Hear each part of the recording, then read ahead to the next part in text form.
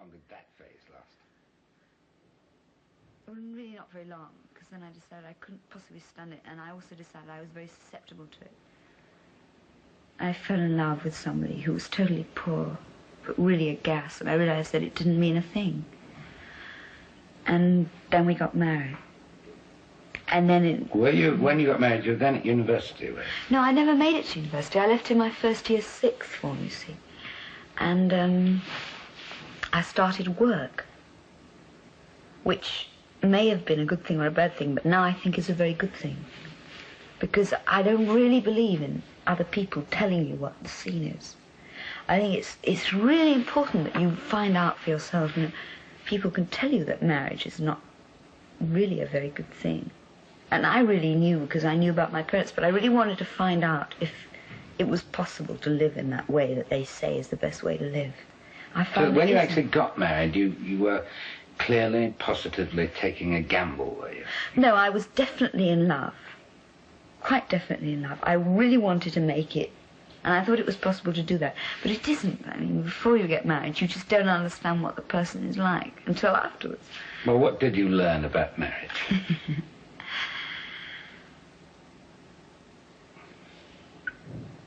Oh, it just doesn't... It just isn't the scene for me. I mean, it's going against my almost all I think to even talk about it like this, so that they all can see what I'm saying, because it's something you've got to work out for yourself, you know. For some people, marriage may be very groovy. For me, it really isn't. I don't think it is for very many people either, personally. I think most people are not very happy. Some people are. Now, after marriage, you were still, weren't you, seeking something or other? Perhaps you weren't quite sure what. What other things did you try, as it were? Drugs?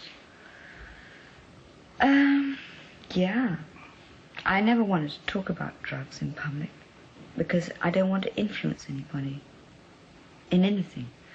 But if you ask me, I guess I have to say that of course I took drugs like everyone, but not because of everyone. These they things weren't out either, were they? No, but you see, if they're drugs. Huxley wrote these two books. He wrote Heaven and Hell and Doors of Perception. And of the two, people have taken heaven and hell as the symbol. And they've taken the wrong one, because the one, the really explicit phrase is doors of perception. And that is what drugs are. They are the doors. They're not anywhere. I mean, you don't go anywhere. You just see a crack, like I'm looking at you now. You see a crack. And if these...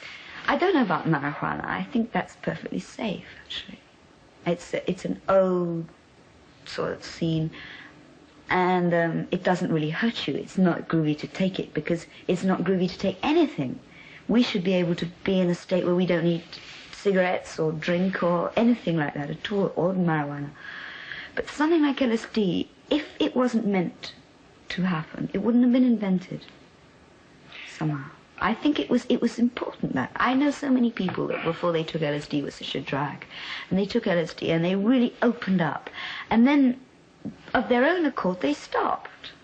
Nearly everybody has stopped taking LSD now. You stopped? I stopped, yeah. So you're not happy about growing old. What about dying? Do you fear death? No, I love death. But that's another thing again. I mean, you know, like, it's two things. I feel it's very important to stay in the world and do things, but on the other hand, death and dreams are another thing. That that's what I really like to do, is just go off there. Off where? Into death. But you can't do that. It's very wrong to make your own death. Your death is when you get it. But I think it's a beautiful thing, death. It's such a relief. I mean, just imagine if there wasn't any death.